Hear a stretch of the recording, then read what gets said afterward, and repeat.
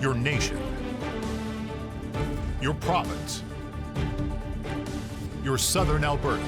From the heart of Lethbridge, it's Bridge City News Weekend Edition with Jeanette Roche.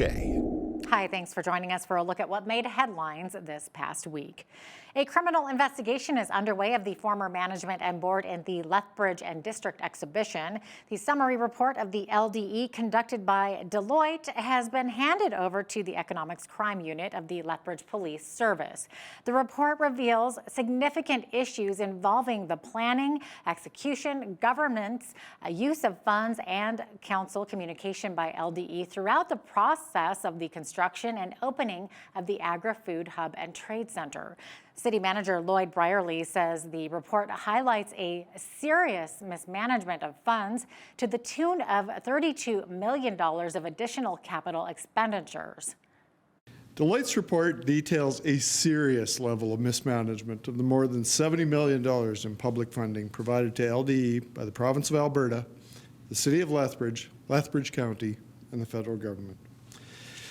While Deloitte's summary report will be shared on the City website, I want to highlight some of the most pressing issues discovered.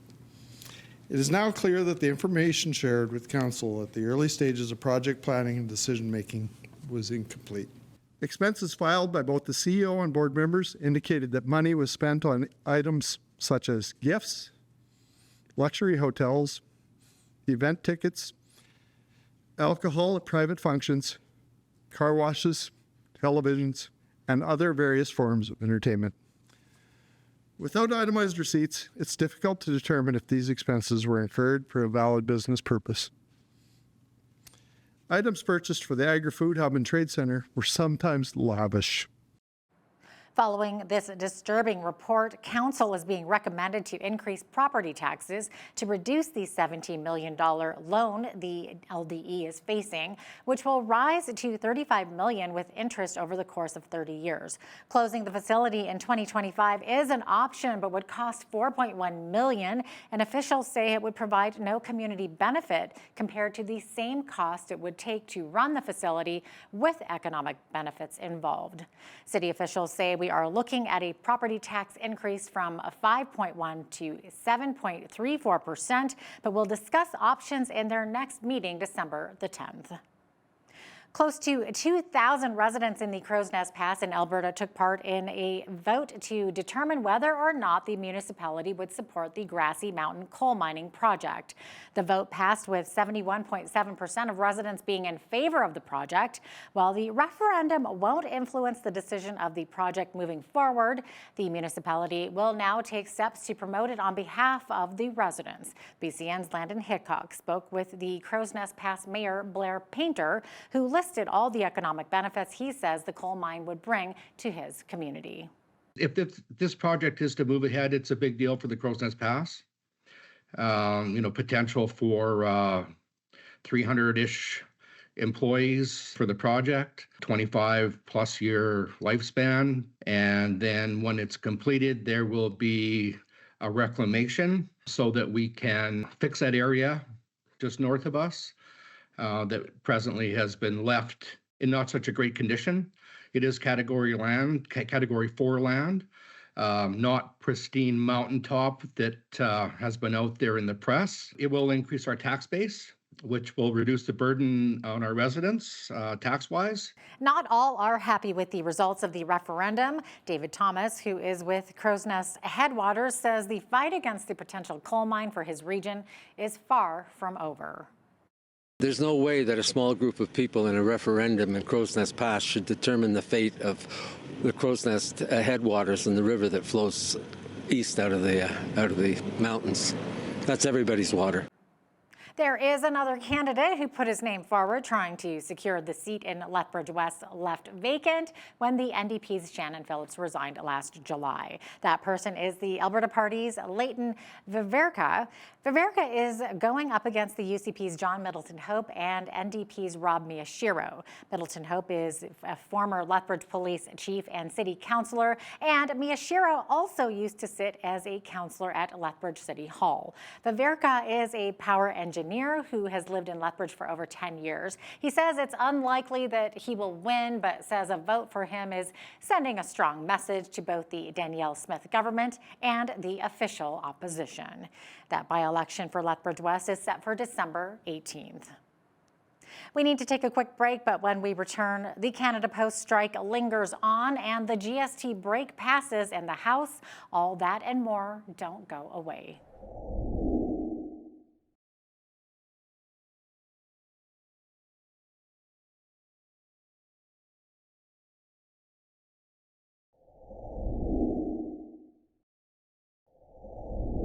Talks between Canada Post and the union representing its workers ground to a halt this week. The union representing around 55,000 striking Canada Post workers says the Crown Corporation is now using a scare tactic by temporarily laying some of them off during the walkout. The company told employees the collective agreements are no longer in effect and their conditions of employment have changed. They referred to the section of the Canada Labour Code that covers lockout notices. Canada Post issued a lockout notice earlier this month, but said it did not intend to lock out employees, instead saying the notice would allow the company to make changes to its operations to respond to the effects of a strike. In other news, the debate among federal parties over the GST holiday took place Thursday evening in the House of Commons, with the bill passing by a majority. That puts the bill one step closer to becoming law. Beginning mid-December through mid-February, it would bring some relief to shoppers who buy kids' clothes, toys, and video game consoles, and even Christmas trees. The tax holiday also affects restaurant and catered meals, wine, beer, candy, and snacks. The NDP only agreed to support the bill after the Liberals separated the GST break from a promise to also send $250 to most working Canadians in the spring because it wants that benefit expanded. Members of the Trudeau caucus also met with provincial premiers, where they discussed the threat by U.S. President-elect Donald Trump to impose 25% tariffs on Canadian goods. Finance Minister Chrystia Freeland says they agreed on the need to work in a united way to address the challenge. Ontario Premier Doug Ford released a statement accusing the Trudeau government of being, quote, flat-footed. We agreed that we need to be smart, strong, and united in meeting this challenge. We spoke principally about the border and the Canada-U.S. trade relationship. I don't want to minimize for a moment the gravity of the challenge we now face.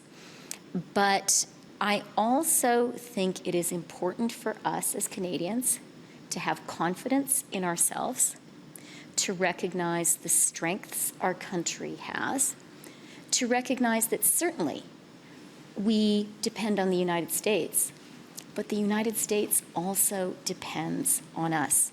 Federal Conservative leader Pierre Poilievre has spoken out about Trump's threat of imposing that tariff on Canadian products. He's also calling on Prime Minister Trudeau to not quadruple the carbon tax in April. Poilievre says the potential incoming tariffs from the Americans, along with the large increase in the carbon tax, could cripple our economy. This was an irresponsible policy to begin with, but combining this kind of crippling energy tax increase with potential tariffs from Donald Trump would push our economy into a nightmare and a tailspin. So let's put partisanship aside and axe the tax. Second, the Prime Minister has to put aside partisanship and, in the spirit of Team Canada, cancel his energy cap, which would see Alberta and Saskatchewan produce 35% less energy at a time when we need those jobs. It is our biggest industry and our biggest export. The incoming American president says he wants to cut gas prices in half. Well, the only way to do it will be to import more clean Canadian energy, so the Prime Minister has to stop this assault on our biggest industry. Sun political columnist Brian Lilley says these 25% tariffs on Canadian products amount to around $26 million per day to the cost of oil exported to our biggest trading partner, the United States. Lilley says there is a way to avoid these tariffs if we mitigate Trump's concerns over the drugs coming into the U.S.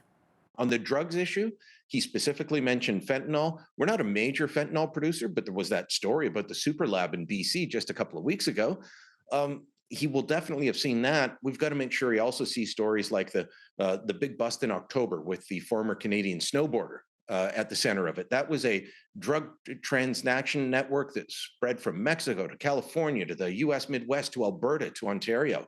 We've got to show that we will work with them on drug issues, but we really need to get our immigration system under control to deal with the fact that so many people are using Canada as a backdoor to the US. In other news, Nova Scotia Premier Tim Houston won a large majority after winning the provincial election on Tuesday night. He also increased the size of his government to 43 seats. He told voters he needed a new mandate to send a strong message to Prime Minister Justin Trudeau.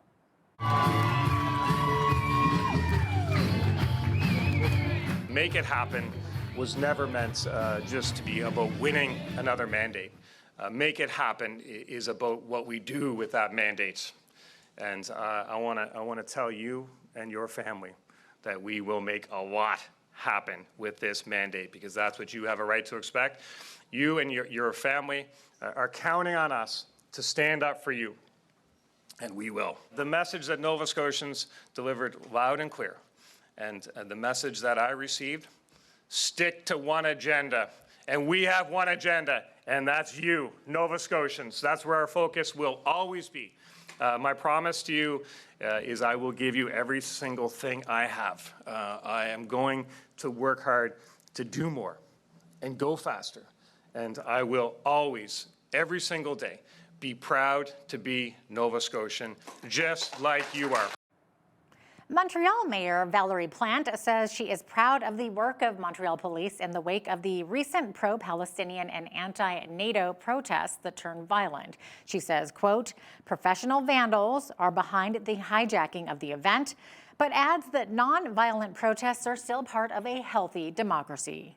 We've all seen the videos of what happened on Friday. People just destroying. They were doing it with a big smile on their face, having no sense of respect for property. The right to protest is within our society. It is protected, fine, but not to have such hatred speeches or to break things just for the sake of it. That's why we call them like professional vandals, right?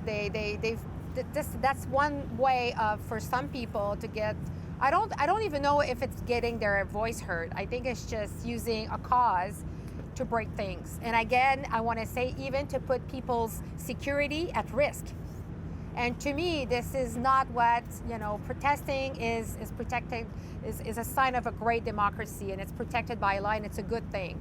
But those people, those vandals, to me, are just like thinking of them. They're not thinking of the entire cause and the effect it will have on other people's as well.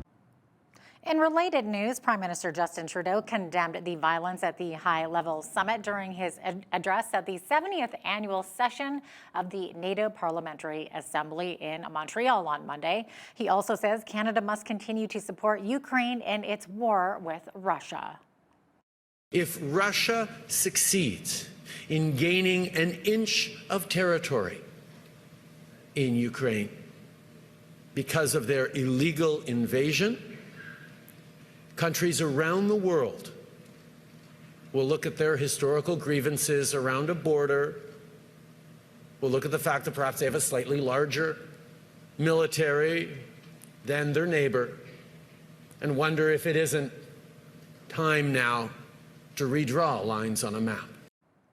Alberta government officials are fighting back once again on the Trudeau government's imposed cap on oil and gas production. They say if implemented, it would cut production by at least 1 million barrels a day of oil and gas in Alberta and could kill over 100,000 jobs. In response, the province will introduce the Alberta Sovereignty within a United Canada Act to stop a federal cap and protect thousands of good-paying jobs. We're fighting back with every weapon in our arsenal. The Alberta Sovereignty within the United Canada Act was designed to protect our province from unconstitutional interference, and now we're going to use it again. The motion we're putting forward in the legislature uses the Act to ask the Legislative Assembly for approval to shield Alberta if the production cap becomes law.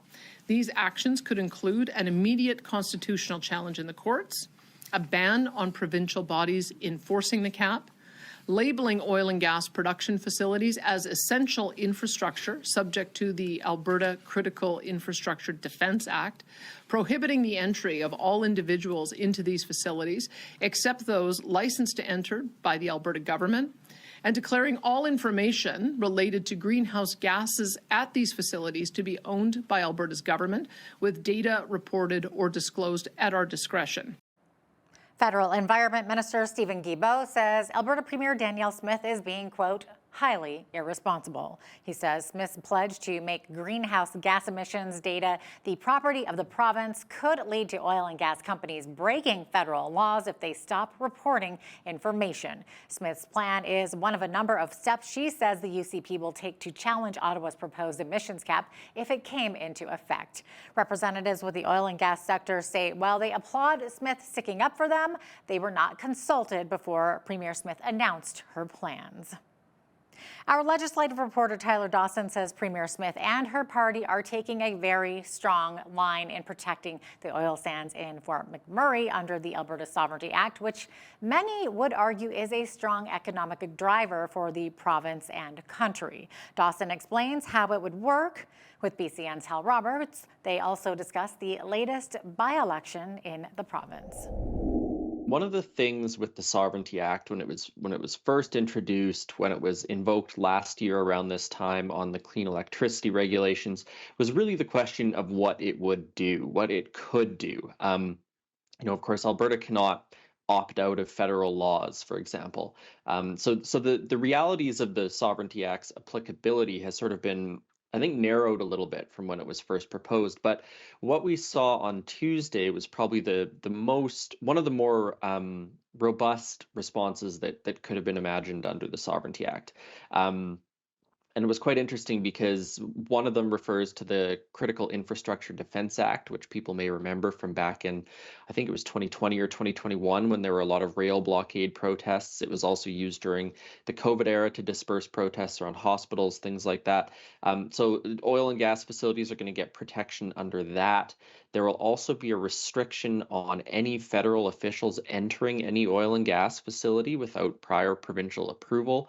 And the last part is, well, there are other components, but the other major part is the government's going to declare that all emissions data coming from oil sands facilities basically is proprietary provincial data and can only be released at their discretion. So it's a little bit unclear, I think, what all of this might look like in practice. But of course, there's the possibility that the emissions cap never comes in anyways. It's obviously going to take some time to develop what the sort of ceiling for emissions is going to look like. I believe they're collecting data over the next year or two before potentially introducing the actual cap. There's a very good chance there will be a different federal government by then, and it's hard to imagine that a Prime Minister, Pierre Poilievre, is going to pursue policies that are the same towards the oil and gas sector that the Liberals are in Ottawa. The UCP has called for the Lethbridge West by-election, Tyler. Voters will be going to the polls a week before Christmas on December the 18th. Now, the two front-runners so far, UCP's John Middleton Hope and the NDP's Rob Miyashiro. Tyler, December 18th, kind of an odd time to be voting, but Premier Danielle Smith didn't really have much choice, did she? No, I mean, so this is to replace Shannon Phillips, of course, the NDP MLA who stepped down, and I believe she stepped down on Canada Day. And so there's basically was sort of 6 months timeline to get this thing done. So a week before Christmas it is. I'm very curious to see what voter turnout is going to be. People will surely have other things on their minds. But, on the flip side, maybe people will be like, well, we've been waiting 6 months for a representative. Maybe I better get out and vote. So that part of it is going to be interesting. I mean, turnout is not usually humongous for by-elections anyways. And part of the reason it was delayed is because Naheed Nenshi, the NDP leader, doesn't have a seat in the legislature yet. And Smith had said, look, I'd rather run 2 by-elections at the same time to sort of save on costs instead of running 2 separate ones at different times.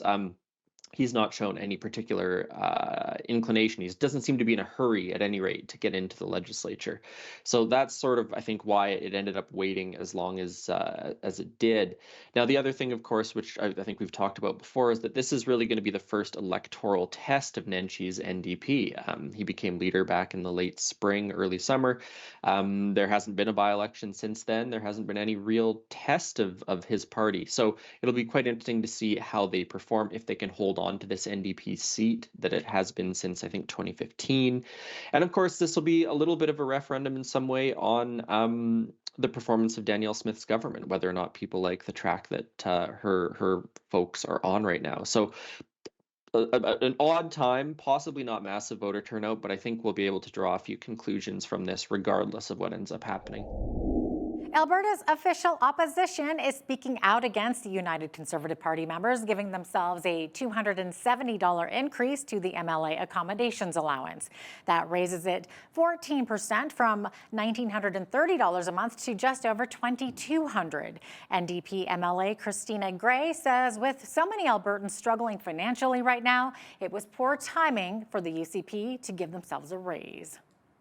Right now, Alberta has the highest inflation in the country. Albertans have the highest utility bills in the country. And Albertans have the highest auto insurance in the country, which Smith has just announced will go even higher over the next 2 years. Alberta currently has the highest unemployment west of the Maritimes, and yet Alberta has the lowest minimum wage in Canada, something the UCP have not changed or raised in any way in over 5 years. So today's decision by the UCP members of the Member Services Committee to give themselves a 14% increase in MLA accommodation allowance is completely unacceptable and very out of touch. Well, the folks over at the Weather Network say Canada is in for a colder and more traditional winter than last year. The network's chief meteorologist, Chris Scott, breaks down the seasonal forecast and says we better be prepared to bundle up. It's a very different winter than what we had last year. Winter will at least attempt to salvage its reputation across Canada. Remember, a year ago, we went through an extremely mild winter. We had a strong El Nino in the Pacific Ocean. And that's important because the Pacific Ocean, I like to think of it as the engine that drives the global weather pattern. So when the Pacific is warm, it tends to overwhelm a lot of the weather across Canada. We tend to get warmer winters on average. That's what we saw last year. This year, it's completely different. El Nino is faded. Now, we have expected La Nina, its counterpart, which is a switching of where the warm water is in the Pacific, to come on, but it's even kind of stalled. La Nina's been afraid to walk through the door, so we're kind of stuck in neutral right now in the Pacific. And so that's one of the things we look at. We're also looking at other weather patterns and indices around the world. And all of this leads us to believe that we have a much more I hesitate to say typical because there's really no such thing as a typical winter, but there will be more impactful winter weather and cold weather across Canada this year than what we saw last year. Sounds like we better bundle up then. Well, if you missed Collection Week for the Operation Christmas Child's Shoebox campaign, which ran the third week of November, there is still time to pack a box online. Thousands of these boxes are being collected and sent to children in need around the world, including Ukraine, Central America, Africa, and the Philippines. Many of these boxes are filled with personal hygiene items, school supplies, and toys. Frank King is the News Media Relations Manager for Samaritan's Purse Canada, and he explains the online system. We try to make the Pack-a-Box online experience as similar to the physical traditional shoebox packing as possible. So you go to packabox.ca and then you select your gender, your age range. You're presented with a basic basket of items. You can add on to those items if you want. And then for each shoebox you pack, you can also upload a note and a photo. And then in the new year, when we get hundreds of volunteers at our Calgary Processing Center, To physically pack those online boxes, we will download those notes and photos and put them in the appropriate shoe boxes. It is National Domestic Violence Awareness Month. During November, the International Day for the Elimination of Violence Against Women is also being recognized. To help eliminate violence against women, the YWCA, Lethbridge, and District joined in 16 days of activism against gender-based violence. The campaign, led by the United Nations, is called Unite. Lorianne Johansson, who is with the Y's marketing and communications team, discusses what they are doing to help our community.